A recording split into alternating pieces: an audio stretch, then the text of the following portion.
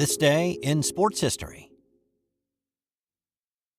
It's December 24th, and on this day in 1950, the most famous toe in professional football kicked one of the most important field goals in Cleveland Browns history. The Browns were the new kid on the block back in 1950. They'd previously dominated the now-defunct AAFC in all 4 years of its existence. Teams in the NFL considered the AAFC to be inferior, and so they discounted the Browns when they moved to the NFL. But a 10-2 record and a defeat of the New York Giants in a playoff game put these pesky kids in the NFL championship game against the Los Angeles Rams. Now, the Rams franchise had started in Cleveland before skedaddling to the West Coast when the Browns started playing across town. Now, the Rams returned to claim the title in the city that they'd once owned. The Rams set an NFL record that season that still stands today by averaging 38.8 points a game.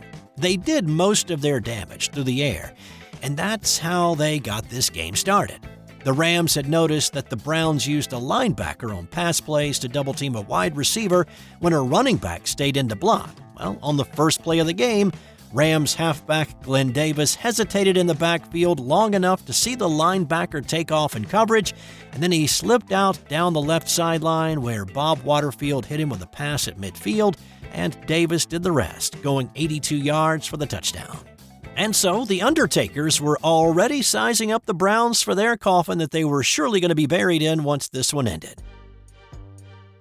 But behind Automatic Otto Graham, the Browns answered quickly, and they tied it up with a pass play of their own with Graham connecting with Dub Jones. It was a tight game throughout, with the Rams leading 14-13 at the half. After a Rams scoop and score gave them a 28-20 lead, Coach Paul Brown started to play like a riverboat gambler. On the next offensive possession, he went for it on 3 fourth-down plays, and the Browns converted them all and then scored a touchdown on Graham's 4th touchdown pass to make it a 1-point game. Cleveland got the ball back with 5 minutes to play, but when Graham took off on a run, he was hit and he fumbled. The Rams recovered, and Graham was devastated. I was so discouraged. Here I thought, our first year in the NFL, Graham fumbles the football. Graham lost the chance to beat the Rams. And so I headed up for the sideline. I was afraid to talk to Paul Brown, even look at him. And I tried to avoid him, but I couldn't. And he came over to me, and he patted me on the shoulder and said, "Don't worry, Oz, we're still going to get him." And I can't tell you how much that meant to me personally. Motivated to make up for his error, Graham marched the Browns down the field, including another 4th-down conversion, this one a 4th and 19, and eventually setting up Lou the Toe Groza for a potential game-winning field goal with only seconds remaining. It was not much longer than an extra point try at the time, but the Browns had botched one earlier in the game, so there were a lot of nervous hearts around the stadium. Groza wasn't nervous himself as he stepped up to kick it. And here's the radio call that day from Cleveland. Groza will attempt a field goal. It'll be 15 yards. He puts the ball. It's up in the air. It's gone! Fans rushed the field, but there were still several seconds on the clock. Police had to come in and restore order. The Rams nearly provided more dramatics in those final seconds. A pass to Glenn Davis was intercepted by the Browns' Warren Lair, but Davis fought him for it, and the two fell into the end zone. The referee called it an interception at the 5, and the Browns had proven their worth to the NFL with their first championship. For Paul Brown, there was no finer display of football than what happened on this day. To me, that was the greatest single football game I ever saw.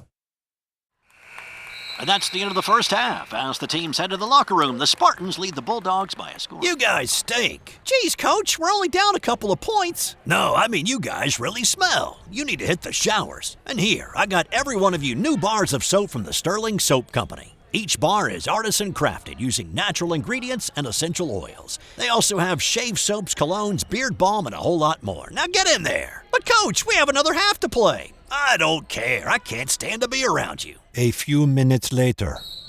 All right, bring it in tight. You guys are still playing terrible, but you're smelling great out there. Now listen, you're going to need to stock up for the rest of the season. We got a lot of tough games left. So go to sterlingsoap.com after the game. That's STIRLING soap.com. You got that? Yes, Coach? Great. sterlingsoap.com on 3. 1, 2, 3. sterlingsoap.com. On this day in 1969, Curt Flood sent a letter to Major League Baseball Commissioner Bowie Kuhn that would eventually change the face of baseball and, in fact, professional sports, but it was at the expense of his career. The letter started off with Flood writing, "After 12 years in the major leagues, I do not feel that I am a piece of property to be bought and sold irrespective of my wishes." In October, Flood and his St. Louis teammate Tim McCarver had been traded to Philadelphia. Flood, who had been one of the best outfielders in the game, winning 7 Gold Gloves, was a career .293 hitter, and he helped the Cardinals to 2 World Series titles in 3 appearances. He had established a photography business in St. Louis, and he wanted to stay there. The Cardinals were one of the best teams to play for, and Philadelphia was not a place he wanted to go. As a veteran, he felt like he and other players should be able to have agency over their career and be able to choose where they wanted to go. Later in the letter to Kuhn, Flood wrote, "It is my desire to play baseball in 1970. I have received a contract offer from the Philadelphia club, but I believe I have the right to consider offers from other clubs before making any decisions." Flood wanted something that at this point did not exist: free agency. Major League Baseball owners had complete control over their players with the reserve clause that allowed owners to renew contracts when they expired, in essence, binding the player to a club and giving the owner the right to pay whatever he felt the player was worth, or he could be traded on impulse.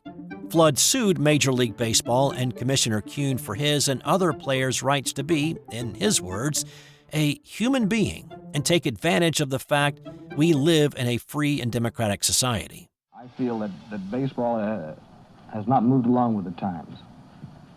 Baseball is not right as far as player personnel is concerned. If they uphold this thing, then there's something in my own mind basically wrong with baseball itself.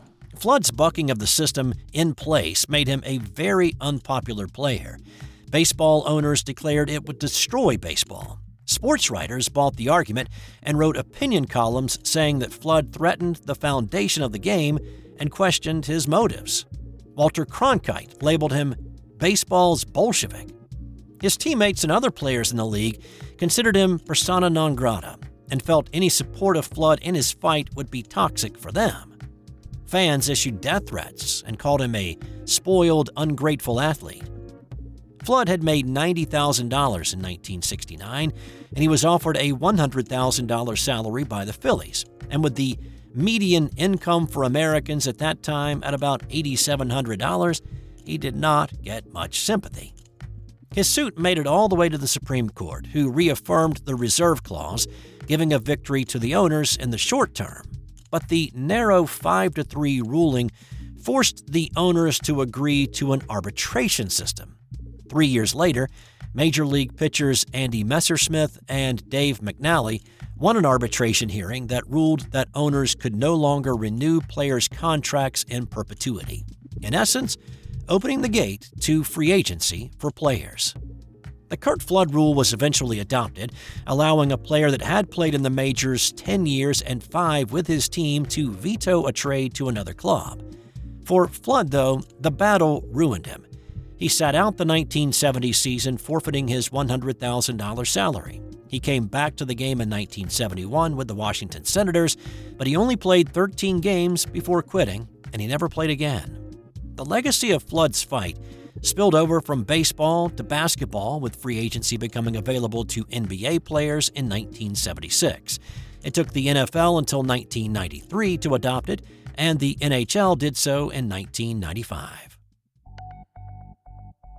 Also on this day, in 1967, Joe Namath passed for 343 yards and became the first NFL quarterback to throw for 4,000 yards in a season. And in 1960, the Boston Celtics grabbed 112 rebounds in a 150-106 win over Detroit to set an NBA record that still stands today. And Bill Russell had 29 of those rebounds. Time now for today's That Ain't Got Nothing to Do with Sports. Did you know? Did you know that the movie Die Hard was actually a sequel? Well, it was in a way. The original was based on a book titled The Detective, and it was released back in 1968. A sequel to the book was published later, and Die Hard is based off of that. Bruce Willis's role in Die Hard was first offered to 73-year-old Frank Sinatra because the studio was contractually obligated to give him right of first refusal since he played the title character in the 1968 film.